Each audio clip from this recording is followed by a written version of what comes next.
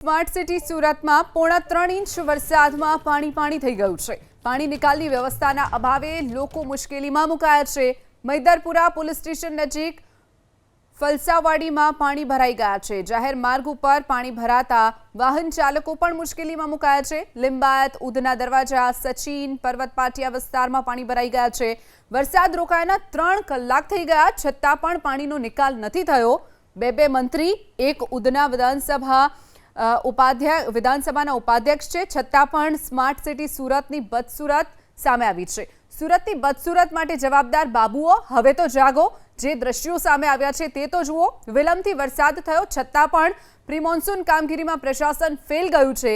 પ્રશાસનનું પાપ કેમ દર વખતે જનતા વેઠે છે? બાબુઓ એસી ચેમ્બર છોડી અને રસ્તા પર આવે તેવી પણ સ્થાનિકો માંગ કરી રહ્યા છે।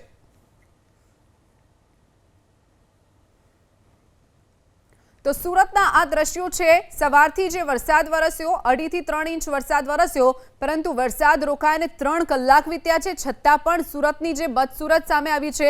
માત્ર ને માત્ર પ્રશાસન જવાબદાર છે આ પાણી ભરાવાની પાછળ। જે મોટી વાતો કરવામાં આવે છે, પોકળ દાવા કરવામાં આવે છે પ્રી મોન્સૂનની કામગીરીના, તે છતી થઈ છે। પહેલા જ વરસાદમાં જે સુરતની હાલત થઈ છે, જાહેર રસ્તા ઉપર પાણી ભરાતા વાહન ચાલકો, નોકરિયાત વર્ગ અને જે વિદ્યાર્થીઓ છે શાળા કોલેજે જતા, તે તમામને સવારમાં મુશ્કેલી વેઠવાનો વારો આવ્યો છે।